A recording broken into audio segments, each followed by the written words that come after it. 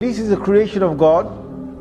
Iblis is a creation of God. Iblis is a jinn. Iblis is, he's made of fire, which the Quran talks again in several places that he's made of fire. But where did Iblis come from? And were there the likes of Iblis before? So the Mufassirun have commented. Again, this is based on those narrations that I talked about earlier. And what Allah Azza wa Jal did is that He created a whole creation of jinns that were on the earth. And this you will find in many of the early Mufassirun have commented on this. He created them on the earth and they had got taklif. Now what is taklif? Taklif is that God's now given them a responsibility to recognize Him. Now when Allah gives responsibility to creation, He will send messengers. So what Allah did is that He sent jinn messengers.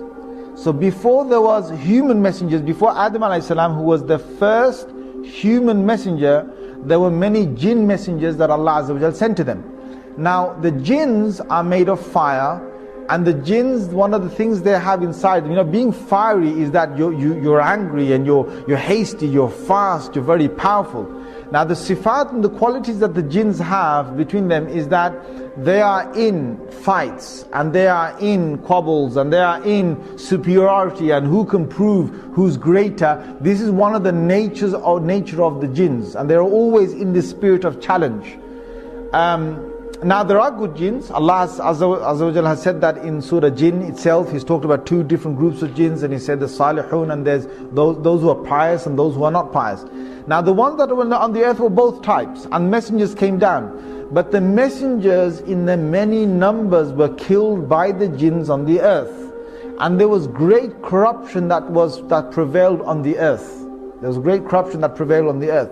Now there was one notable jinn that was very pious. Iblis, being who he was a good jinn, and he started to worship God to the extent, because jinns could fly, and jinns could go through many of the heavens. They could go up and down. They didn't have to stay on the earth.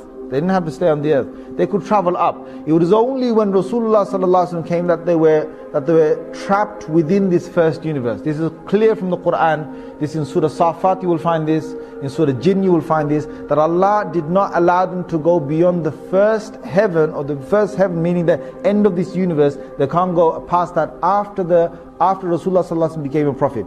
But before that they could go above that. So what happened is that on these travels, Iblis proved himself that he was so close to God. And Allah Azza wa Jal then allowed him to get closer and closer, to higher and higher basically. And they say in some of these narrations that there was no space in the heavens was left, like no large space was left in the heaven, but Iblis had gone there and he had worshipped God.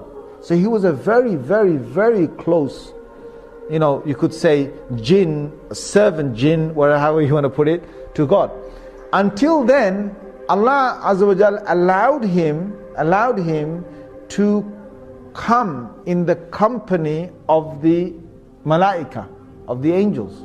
And he got the chance to be in the company of the malaika. Allah decided that He's going to send the angels down to the earth and to banish the mutamarrideen, or those jinns that had causes a lot of corruption on the earth.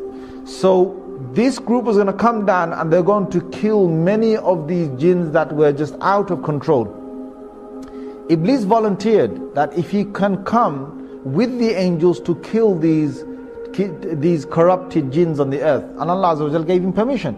So he came and they killed a lot of these jinns. They left only a few on the earth, and from these few again the progeny of the jinns would start. Now Iblis returns back.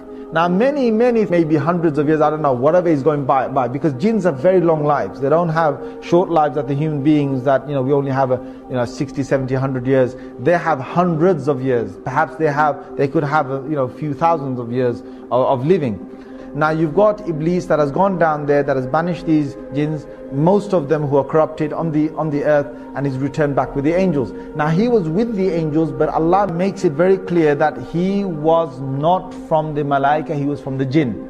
Now why Allah makes that clear is because we understand that no malak or no angel can ever disobey Allah Azza wa Jal.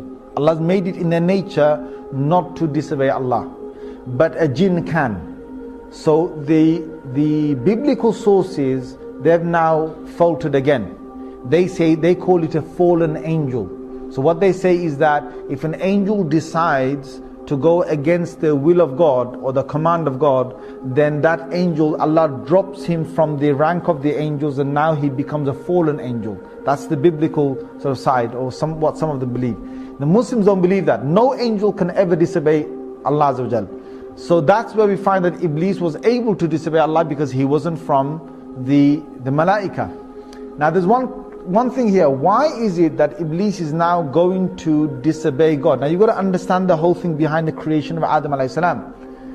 Suddenly Allah reveals to the angels and He says, I am about to make on the earth a Khalifa, or someone who will take command, second in charge, or someone who will rule again, reign after the last reigning. I'm about to make a Khalifa on the earth. Now when Allah said that, Iblis got really happy, right? He must have got really happy. And you know why? Because Iblis knows that the angels are not the ones who are going to rule the earth. If there's anyone, there's going to be the creation from the jinns. Allah is going to now make a Khalifa perhaps from the jinns. But Allah's decision wasn't that He's going to make a Khalifa or a vicegerent from the jinns. His decision now was that He's going to create this new creation. Now this shocked Iblis, because all these years that Iblis had worshipped Allah and had been so good was because he wanted power. He wanted prestige. He wanted to be in charge on the earth. He wanted to be, come back on the earth, and he's going to be sent perhaps as a messenger, or he's going to be sent with a new command of God on the earth, or he's going to be in charge of the jinns on the earth. There's something beautiful that's going to come for Iblis, something that he had a big glimmer and a big hope in, and all that was getting crushed now with this new creation. Now who is this?